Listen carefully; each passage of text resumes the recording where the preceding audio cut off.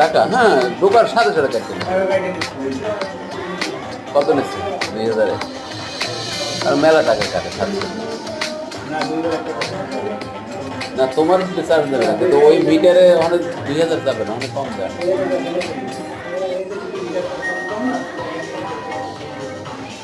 demand charge কাটবে metre কাটবে 5% VAT কাটবে ও মুখ তুমি 1700 পাইতে পারো সর্বোচ্চ